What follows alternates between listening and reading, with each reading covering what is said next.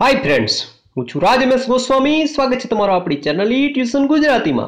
तो दोस्तों, आज जो हूँ दाखलो लईने आवी रह्यो छूं ते दाखलो तमारी लोक लागणी जेने कहेवाय तमारी डिमांडिंग जे हती घणी बधी के निवृत्तिना दाखलामां प्रॉब्लम थाय छे मित्रों। तो निवृत्तिनुं उदाहरण नंबर 22 जे तमारी सामे छे फ्रेंड्स। तो आज आ दाखलो अने आ विडियो पूरेपूरो जोजो, केम के निवृत्तिने लगतुं कांई कन्फ्यूजन हशे तमने तो दूर थई जशे। एनी साथे कमेंट करवानुं भूलता नहीं। અને ખાસ જો તમે આ ચેનલને હજી સુધી સબસ્ક્રાઇબ નથી કરી દોસ્તો તો આ ચેનલને જલ્દીથી સબસ્ક્રાઇબ કરો અને સાથે બેલ આઇકન દબાવો જેથી આવનારા વિડિયોના નોટિફિકેશન તમને મળી જાય। તો મિત્રો, ઉદાહરણ નંબર 22 છે કે PQR સરખે હિસ્સે નફો નુકસાન વેચતા પેઢીના ભાગીદારો છે અને એનું પાકું સરવૈયું તમને આપેલું છે। તો અહીંયા આર નિવૃત્ત થાય છે તારીખ 31/3/2016 ના રોજ નિવૃત્ત થાય છે। નિવૃત્તિ વખતે એવું નક્કી કરવામાં આવ્યું કે પાઘડી છેલ્લા 5 વર્ષના સરેરાશ નફાથી 3 ગણી ગણવી। એનો મતલબ કે અહીંયા આપણે નફાની ગણતરી કરવી જોશે અને પછી પાઘડીની ગણતરી કરવી જોશે। જમીન મકાનની કિંમત 15,000 ગણવી। एक्स लिमिटेड ना शेर बजार किंमत 1200। मित्रों, 3 नंबर नो हवालो खास छे। पेलू काम तमारे करवानुं, हवाला उपर टिक करी लेवाना छे। तो एक्स लिमिटेड ना शेर बजार किंमत 1200। तमे उपर पाका सर्वेयामां जमणी बाजू जोई शको छो के एक्स लिमिटेड ना शेर 1500 रुपयाना छे, परंतु एनी बजार किंमत 1200 थई गई। मतलब 300 रुपयानो जे घटाडो आव्यो एने कहेवाय रोकाण। जे शेर डिबेन्चर में पैसा रोके ने रोकाण कहेवाय। तो तमारुं रोकाण जे 300 रुपया घटी गयुं ए 300 रुपया तमारे रोकाण वधघट भंडोळमांथी बाद थशे, एटले रोकाण वधघट भंडोळ वधशे फक्त 60 रुपया। बधा देवादारो सधर छे, मतलब 3,000 रुपया तमने मळशे। तो अहींया गालखात अनामत 240 रुपया निकળી जशे। 2000 रुपया चूकववाना बाकी पगारनी जोगवाई करवी। तो जे चूकववानो बाकी पगार पाका सर्वेयामां लखवामां आवशे मूडी देवा बाजू। पेढीनो अगाउनो 4 वर्षनो नफो आपेलो छे। 7मो मुद्दो सौथी आईएमपी मित्रों के आर नो नफानो भाग छे पी ने मळशे। एनो मतलब के जे निवृत्त थाय छे तो एना भागनो जे नफो हवे पी मळशे। तो आर ने जे चूकववानी रकम छे पाघडीनी ए पण पी चूकवशे। 8मो मुद्दो के आर ने तेनी लेणी रकम रोकड़मां चूकवी आपवी અને એ રકમ પી અને ક્યુ એવી રીતે લાવશે જેથી તેના મૂડી નવી પેઢીમાં નફા નુકસાનના પ્રમાણમાં રહે। फ्रेंड्स, 8मो मुद्दो पण एमपी छे। तो આપણે શરૂ કરશું। એ પહેલા પાકડીની ગણતરી કરી લઈએ। તો સૌથી પહેલા સરેરાશ નફો 6000, 2000, 3000, 2000 ને 3000। एना भांगा केटला छे तो के 5 वर्षनो नफो भांगा 5 એટલે કે 2000। पाघड़ी थाय छे तमारी 2000 गुण्या 3, केम के 3 वर्षनी खरीदीने आधारे हूँ हवालामां कीधेलुं छे એટલે 6000। हवे 6000 पाघड़ीमांथी जे निवृत्त थाय भाई आर ने केटला मळशे। तो दाखलाने स्टार्टिंगमां लखेलुं हतुं सरखे हिस्से, मतलब 1/1/1 એટલે ઉપર 1/1 ने 1 2 ने 1 3। तो 2000 मतलब आर ने नफानो भाग पी ने मळशे, एने आवशे पाघड़ी। तो आमनोंधनी नोंध थशे के पी ना मूडी खाते 2000 उधार ते आर ना मूडी खाते जमा। ठीक छे फ्रेंड्स। हवे आपणे नफा नुकसाननुं प्रमाण शोधी लईए। तो के पी क्यू आर नुं जूनुं प्रमाण छे 1/1/1 पण निवृत्त थाय छे आर नो भाग मळशे पी ने। तो नवो भाग बराबर जूनो भाग वत्ता लाभ। तो अहींया पी नो भाग केटलो छे जूनो तो के 1/3। लाभ केटलो थयो एने। तो मित्रों, अहींया तमे जोई शको के लाभ केने कहेवाय। तो के आर भाई निकળી गयो। तो आर जो निकળી जाय तो आर ना भागनुं जे कंई हतुं ए हवे कोने मळशे पी ने। एवो हवालो छे। तो अहींया आर नो तो 1/3 भाग, त्रीजो भाग बधायनो त्रीजो भाग छे। 33% ना भागीदारो छे बधाय। तो आर ने मळशे त्रीजो भाग 33.33% એટલે ત્રીજો ભાગ। तो एने आपी दियो तमे 1/3 એટલે टोटल 1/3, 1/3, 1 ने 1 2, 2/3। अहींया छेद सरखा होय गणितमां त्यारे डायरेक्ट सरवाळो करी शको तमे। अंशनो सरवाळो करवानो અને છેદમાં જે સરખું હોય તે એક વખત લખવાનું, એટલે કે તગડો એક વખત। ક્યુ નો ભાગ છે 1/3 વત્તા 0, કેમ કે ભાઈ કોઈ સાથે કંઈ લેણા દેણી નથી, એને કંઈ કરી એટલે લેવડ દેવડ 1/3। તો નફા નુકસાનનું પ્રમાણ કેટલું આવ્યું 2/1। તંતન ઉડી ગયા। હવે આપણે એની મૂડીની ગણતરી પછી પાછા આવીને કરશું। ત્યારે આપણે જોઈએ પુનઃમૂલ્યાંકન ખાતું। પુનઃમૂલ્યાંકન ખાતામાં મિત્રો તમે જોયું હતું કે ચૂકવવાનો બાકી પગાર ખાતે 2000 એ આપણું નુકસાન કહેવાય। પુનઃમૂલ્યાંકન ખાતામાં જે પૈસામાં તમને ફાયદો થાય તે જમા બાજુ, નુકસાન થાય તે ઉધાર બાજુ। ગાલખાત અનામત 240 રૂપિયા તમને વધે છે। દોસ્તો, અહીંયા તમે વિડીયોને પોઝ કરી અને ટેક્સ્ટ બુક ખોલી લ્યો, જેથી કરીને શું છે કે તમે હવાલા ઉપર પણ નજર કરતા જાઓ। ગાલખાત અનામત એવું લખેલું હતું બધા દેવાદારો સધર છે। તો જે પાકા સર્વેમાં ગાલખાત આપેલી હતી અહીંયા 240 રૂપિયા તે હવે આપણે રાખવી નહીં પડે। એનો મતલબ ગાલખાત અનામત ખાતે 240 જમા। એવી રીતે જમીન મકાનની કિંમત વધી ગઈ 5000 એટલે અહીંયા આવશે 5240। જ્યારે આ બાજુ ચૂકવવાના બાકી પગાર ખાતે 2000 રૂપિયા નુકસાન। તો ટોટલ ફાયદો કેટલો થયો 3240 રૂપિયા। 3240 ના 1/1/1 માં ભાગ પાડો એટલે ભાંગા 3 કરો તો બધાયનો નફો આવી જશે। ભાગીદારોના મૂડી ખાતા ખાસ સમજો મિત્રો, આ તમને હાર્ડ પડે છે. ભાગીદારોના મૂડી ખાતા બનાવવાની શરૂઆત કરવાની જમા બાજુ, બાકી આગળ લઈ આવ્યા 9000, 6000 ને 6000 જે તમારા પાઠ્યપુસ્તકમાં હશે. હજી કહું છું પાઠ્યપુસ્તક ખુલ્લું રાખો, વારે ઘડીએ ઉપર નીચે કરી ટાઈમ એમ જ જશે. સામાન્ય અનામત ખાતે જે 1200 રૂપિયા હતા એ ત્રણે ત્રણને સમાનીસે ફાળવી દો. 400, 400, 400. રોકાણ વધઘટ ભંડોળ મિત્રો 360 રૂપિયા હતું, પરંતુ એમાંથી મેં તમને કીધું કે 1500 વાળા 1200 રૂપિયા થઈ ગયા, એટલે રોકાણના 300 રૂપિયા જે તૂટ્યા, નુકસાન ગયું, 300 રોકાણ વધઘટ ભંડોળમાંથી નિવારી નાખો એટલે 60 રૂપિયા વધે. ત્રણેયને 20, 20, 20 આપો. 60 રૂપિયા જ વધ્યા ને, 360 હતા એટલે.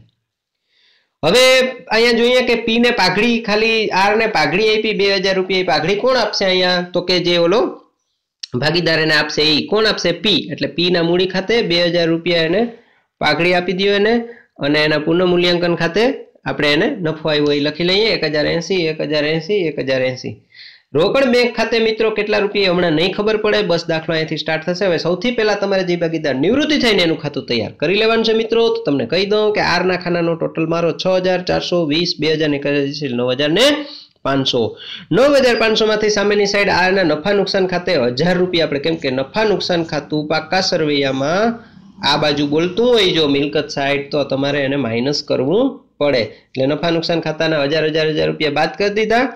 આર ની મૂડી ખાતે એ તમારે કાંઈ લખવાનું નથી, ફક્ત આર નું ખાનું તૈયાર કરવાનું છે. તો આર ને રોકડા રૂપિયા કેટલા? તો 9500 નો આ બાજુ ટોટલ છે, જમા બાજુ તે ઉધાર બાજુ નીચે મૂકી દો. 9500 માંથી ઉપર 1000 રૂપિયા બાદ કરો, કેટલા વધશે? 8500. તો રોકડ બેંક ખાતે ઉધાર સાઈડ જે ત્રીજો મુદ્દો છે ને, રોકડ બેંક ખાતે 8500, મતલબ આર ને 8500 મળશે. ચાલો તમારું કામ એટલું કમ્પ્લીટ થયું. હવે આપણે બાકીના સાઈડ પી નું ટોટલ, તો પી નું આપણે પુનઃમૂલ્યાંકન સુધી 9000 અને 420, 1080 પુનઃમૂલ્યાંકન ત્યાં સુધી આવી ગયા. રોકડ બેંક હમણાં નહીં આવે. આ સાઈડ પી ને નફા નુકસાનના 1000 અને આર ની મૂડી ખાતે 2000 રૂપિયા આવશે. આર ની મૂડી ખાતે ઈ કેવાના 2000 આવ્યા, જે ઓલા પાઘડીના 2000 આપ્યા એને, તો એના પૈસામાંથી બાદ થાય એટલે ઉધાર બાજુ બાદ થાય લખવાનું, એટલે 2000. હવે તમારે શું કરવાનું ફ્રેન્ડ્સ કે આ સાઈડ નો ટોટલ મારવાનું પી નો. ખાસ ધ્યાન રાખજો, કેલ્ક્યુલેટર હાથમાં રાખજો, ન હોય તો વિડીયો પોઝ કરીને લઈ આવજો. કેલ્ક્યુલેટરમાં દબાવો 9000. હું જમા સાઈડ પી નો ટોટલ કરું છું 9000 વત્તા 400 વત્તા 20 વત્તા 1080, બસ ત્યાં સુધી.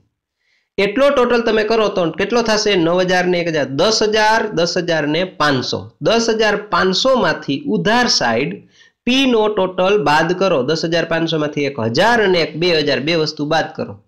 10500 માંથી 1000 અને 2000, એ બે મુદ્દા તમારે બાદ કરવાના. જે આંકડો આવે સાઈડમાં લખી લ્યો. એવી રીતે ક્યુ નો ટોટલ 6400, 1080. વિડીયો રિવર્સ કરીને તમે પાછું સાંભળી લેજો, ન સમજણું હોય તો. 6400, 1080 અને 20, તો ત્યાં કેટલા થશે? 6000, 7500. 7500 માંથી ઉધાર સાઈડ ક્યુ નો ટોટલ 1000 બાદ કરો એટલે કેટલા વધશે? 6500 પ્લસ એ સાઈડમાં લખી લ્યો. એમાં આર નો ટોટલ ઓલા રોકડ બેંક ખાતે જે 8500 લખેલા છે એમાં એડ કરો. આ ત્રણે ત્રણ મુદ્દા એડ કરો જે અહીંયા ગણતરીમાં સમજાવેલ છે. હમણાં તમે કર્યું 10500 માં 3000 બાદ કર્યા 7500, 7500 માંથી 1000 બાદ કર્યા 6500 અને આર ને ચૂકવેલ 8000, તો ટોટલ 22500 તમારી મૂડી થઈ કહેવાય. ઈ મૂડીને આપણે કેમાં ફાળવવાની છે? નવા પ્રમાણમાં. તો નવું નફા નુકસાનનું પ્રમાણ શું છે આપણું? તો કે 2:1 જે આપણે હમણાં શોધ્યું હતું, તો ગુણ્યા 2/3 ગુણ્યા 1/3 એટલે 15000 અને 7500.